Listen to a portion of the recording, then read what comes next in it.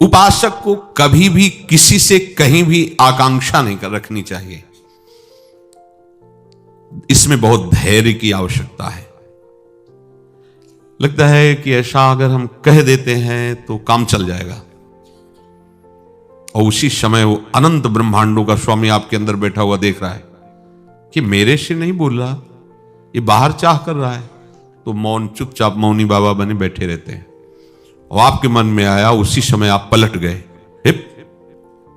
इतना महावैभवशाली प्रभु है हमारा स्वामी, अगर उसको ऐसा करना होगा तो कर देगा ना, हम क्यों मांगे? नहीं नहीं और नहीं। आकांक्षा का त्याग हो जाएगा। आप सच्चे मानिए, जिस समय आपको जो आवश्यकता वास्तविक होगी वो हो ही जाएगा। वो बहुत सामर्थ्यशाली है, उसी क्षण हो जाएगा। आवश्यक है तो आप मांगो क्यों? जो भी होना, जो भी उस समय हो जाएगा। जब हमें प्रभु से ही नहीं मांगना तो औरों से मांगने की बात क्या है? बिल्कुल नहीं मांग, अपने प्रभु से भी नहीं मांग। कोई बच्चे हैं क्या? वो अज्ञानी है क्या कि हम कहेंगे तभी वो बात पूरी करेंगे? खूब जानते हो, सर्वज्ञ हो, हमारे हृदय में भी बैठे हो। इस शरीर को जो आवश्यकता हो, व्यवहार में जो आवश्यकता हो, जो कर्तव्य में आवश्यकता वो दे दो, उसी से कर्तव्य कर देंगे। उसी से व्यवहार नहीं दोगे तो राधा राधा राधा राधा, बस। हम आपसे भी नहीं चाहेंगे, वो आपसे भी नहीं चाहेंगे। वो परम पद का अधिकारी है। न कांक्षति, न द्वेष्टि और न कांक्षति। जरा इस पर ध्यान दो। आकांक्षा, कामना हम क्यों करें? इतने बड़े साहब हैं, जैसे मानो आप हम पर अपना भाव किए हैं, आपको पता है जब जो बनवाना होगा बनवा के पवा देंगे, जब जो पहनवाना होगा मंगा के पहना देंगे, जब जैसे चलना होगा आदेश कर देंगे। हमें कुछ खोजना भी नहीं कि हमको कैसे परमार्थ में चलना है। हम तो बैठे हैं, आपकी जिम्मेवारी है कि हम कैसे चलें वो बोलो, कैसे जिए वो देखो, कैसे रहें वो तुम देखो। हम बस आपके हैं, बस इतने से ज्यादा हम और जानकारी नहीं चाहते। सब बना बनाया है। कई बच्चा के पेट आ जाएगा निकुंज रस, अपने आप आ जाएगा। ज्यादा जानकारी की जरूरत नहीं, ज्यादा परेशान होने की जरूरत नहीं। बस जरूरत इतनी है, आपको जो जरूरत हो करवा लेना। बैठा हूं मैं, आपको समर्पित है। अब आप देख लो क्या क्या करवाना है। मुझे पेमेंट चाहिए, आपके लिए मैं बैठ गया हूं। अब आपको जो करवाना हो, जैसे रखना हो, जो पवाना हो, जो ही प्यारो करे सोई में। यही तो धीरे धीरे आपकी जाकर के उत्तम भूमिका बन जाएगी भक्ति की। पर यही समझ में नहीं आता। वो जो जाल जैसे मकड़ी बुनती है ना, ऐसे अंतःकरण में ये चारों जाल बुनते रहते, माया का, मन बुद्धि चित्त अहंकार। वो इसी जाल में खेलता रहता है जीव, समझ नहीं पा रहा। अगर इस जाल से हट जाए ना तो फिर आनंद मगन हो जाए। आंतरिक वृत्ति को समझो। तुम उस मन का पक्ष ले रहे हो जो अनंत जन्मों से प्रभु से विमुख हुए और मांग पर मांग बढ़ाते चले जा रहे हो। ना कांक्षति, अन मांगे आगे आवे गो, जीव पल लागे पल को। स्वामी जी महाराज, स्वामी हरिदास जी महाराज, हरि भज रे, न छाणी न मान नर्तन को, मति बंछे रे तिल तिल धन को। अन मांगे आगे आवे गयो, जो पल लागे पल को। ओ कह हरिदास मीच जो आवे त्यों धन है आपन। कैसे महामहिम वचन है स्वामी जी महाराज के। आपको तो केवल भजन करना है, आकांक्षा नहीं करनी। थोड़ा विश्वास करके बैठे। बहुत कमजोर हैं अपने लोग। नहीं, ऐसा कैसे होगा? अगर हम कहेंगे नहीं तो कैसे होगा? हाँ, तुम्हारे कहने से पूरा विश्व चल रहा है, नहीं होता। हम करेंगे नहीं तो कैसे होगा? वो करवा लेंगे जो भी चेष्टा। अब एक बार तो अच्छे से समर्पित हो जाओ। और वो देखेंगे कि वो देखते हैं। एक महात्मा गए और एक गांव में कहा कि भिक्षा करवा दीजिए।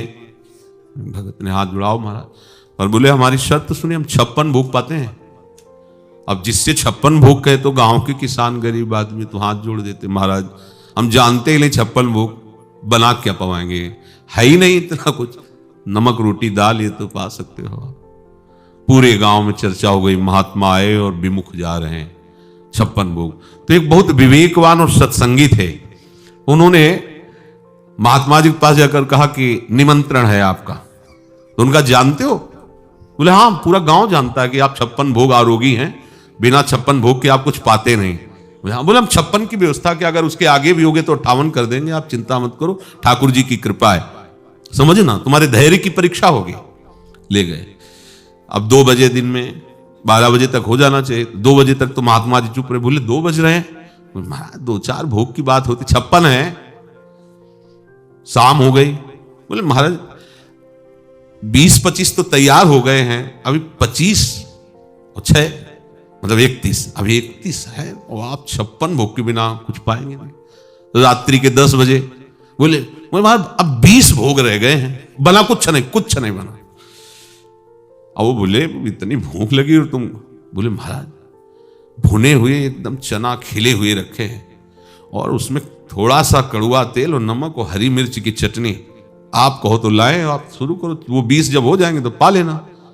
हाँ ठीक है, बढ़िया है। लाए, वो जोर से चिल्ला के छत में बोले महात्मा 56 भोग का नहीं, वो चना पा रहा है, आप सब आके देख लो गांव के। अब वो महात्मा तुम ऐसी कैसी बात छत में चढ़ के बोले तुम्हें पता होना चाहिए ये गरीब लोग हैं जिनके पास रोटी भी खाने के लिए और 56 भोग की आप मांग करते हो। आप निष्ठा है आपके अंदर 56 भोग पाने की? भूख नहीं सह पाए, चने में आप बिता दिए। आप बैठे रहते कि पाऊंगा तो केवल 56 भोग, तो कुछ भी होता हम तुम्हें 56 भोग पवाते। एक भी नहीं बना है। हम ये देखना चाहते थे वो वास्तविक तुम्हारी निष्ठा है या केवल ऐसे ऊपर ही बोल रहे हो। ये हमारे ठाकुर जी भी देखते हैं, केवल आपका भरोसा नाथ। तो नाथ भी देखते हैं, ऐसी परिस्थिति पैदा कर देते हो, सामने उसको भेज देते हैं, सुनो ऐसा कर सकते हो? जी जी महाराज। और वो महाराज अंदर से बैठे, हाँ मेरे आश्रित हो, मेरे आश्रित हो तुम। बस ये बात समझते रहना, बहुत सूक्ष्म बात है। बिल्कुल आपका काम बिगड़ गया अगर वो साथ नहीं देगा सामने वाला, तो आपको बिगड़ जाने देना है। बने तो रघुबर ते बने, बिगड़े तो नाथ अब नहीं, किसी से नहीं। बस जहां बिगड़ने की बात आती सेकंड में बन जाएगा। पूरी सृष्टि जानते हो कितने में रची? कल्प 2 कल्प में नहीं, इतने में, निमिष मात्र में, निमिष पलक झपकने, भगवान के पलक झपकते झपकते ये अनंत ब्रह्मांडों का सृजन हो गया निमिष में। भ्रकुटी विलास सृष्टि लय, भ्रकुटी के एक संचालन मात्र से सृष्टि का लय, सृष्टि की सृजन। तो हमें लगता है कि काम बिगड़ गया, बस उनके भरोसे रहना। कैसे बन गए आपको खुद पता नहीं चलेगा, तभी आप आकांक्षा कामना का त्याग कर सकते। एक बार तो आनंद लो शरणागति का, एक बार केवल। जीवन में हम किसी से मांगेंगे नहीं, नियम लो, देखो अभी शांति मिल जाएगी, किसी से नहीं कहना। पूर्व में जो पूज्य सदगुरुदेव भगवान बच्चापन में स्वीकार किए, बड़ी सुंदर निष्ठा थी। एक बार 24 घंटे में फलाहार लेते थे, रात दिन भजन। वो माला ऐसे जो लेता ऐसे वाला लंबा हो गोमुखी, उसमें एकदम आवेश भरा लाल चेहरा बना रहता, हर समय जप में। उन्हीं की कृपा से दिमाग में बात बचपन में बैठ गई थी कि निरंतर भजन करना ही सबसे बड़ा कर्तव्य है, निरंतर भजन करना ही सब शास्त्रों का सार। बैठ गई थी महाराज जी के संग से। उनकी हम आपको निष्ठा बताते हैं, एक बार केवल पाना है। अब जो भी गांव, कोई आलू उबाल के थोड़ा गुड़, कोई दूध लेके, कैसे भी एक बार भिक्षा का था। और वो कहीं जाते नहीं थे, वहीं आके देना होता था। और उसका नारियल का खप्पर था, सन्यासी थे ना, तो ऐसे एक खप्पर रख दिया। और आपने अगर पूछ लिया स्वामी जी डालें, तो खप्पर हटा लिया, नहीं ठीक है जाओ, अब नहीं पाएंगे, कल पाएंगे। पहले ही सबको बता दिया पूछना कुछ। अब जैसे आलू रख दी तो स्वामी जी गुड़ रखें, नहीं बस। दूध तो स्वामी जी और डालें, नहीं बस। कभी ऐसा नहीं किया, पूछ लिया। कहते पूछ ही तो हटानी है, कोई भी हमारे अंदर आकांक्षा ना रहे। कई बार ऐसा धोखा हुआ, नया जैसे कोई आया ना, और तो डाले महाराज जी, वो तो पूछते नहीं, अब डाले नहीं, कब पर रख लिया, क्या अपराध बन? तो बोले पूछना, उनका नियम था उनका, आप पूछ नहीं सकते, डालते चले जाओ, जितना डाल दो जितना। जहां पूछ लिया वही बंद। तो वहां जो प्रसाद देने आता था उसको पहले वो चुप रहता था, डालते गए जितना जो कुछ लाएगा शांत।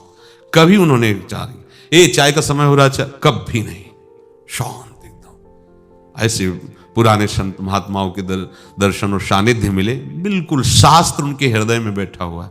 और का नहीं पढ़े थे, स्कूल नहीं गए थे, क्योंकि जो पुराने जन होते थे ज्यादा पढ़ाई लिखाई कहाँ, अपना गांव गली में मेहनत किसानी ऐसे।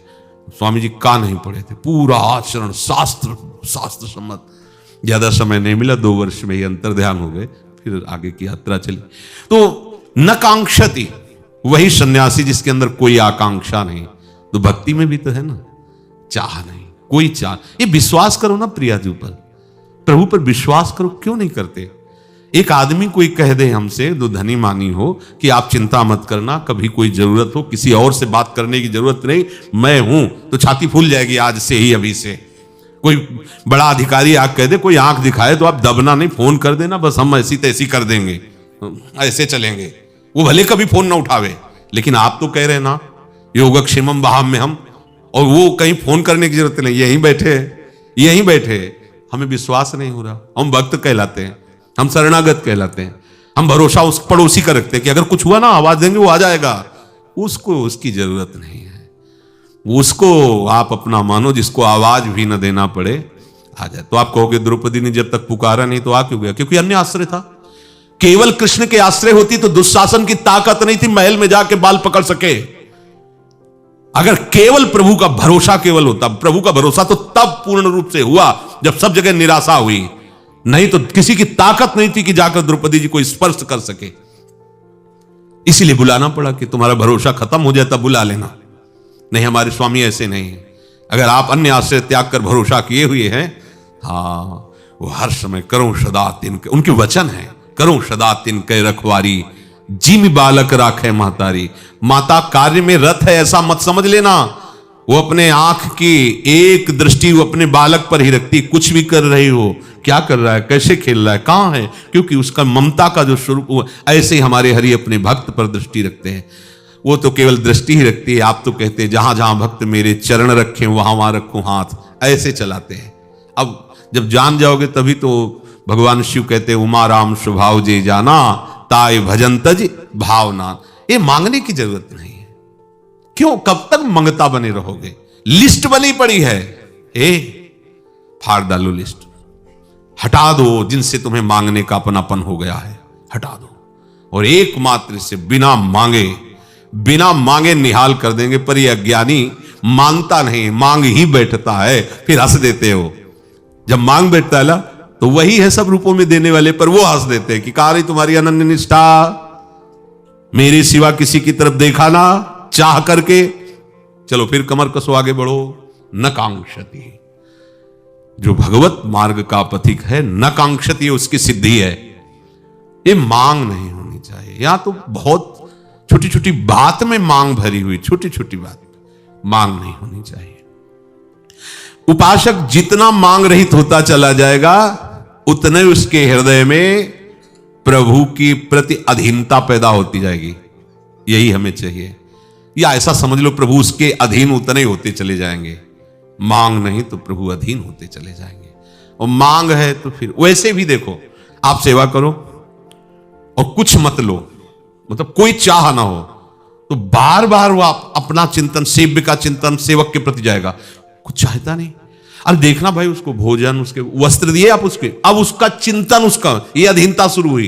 कहीं किसी भी तरह उसको दुख नहीं होना चाहिए, क्योंकि कुछ चाहता ही नहीं है और जो आज्ञा करो वैसा पालन कर रहा है। वास्तविक सेवा अब उनकी शुरू हो गई। सेवा वही है जो सेव्य के अंदर सेवा भाव पैदा कर दे, सेव्य के अंदर सेवा भाव पैदा कर दे। निष्कामता में बड़ी ताकत है। देख लो, त्रिलोचन जी के यहां सेव्य नौकर बनकर के आ गए। ये सेवा का चमत्कार।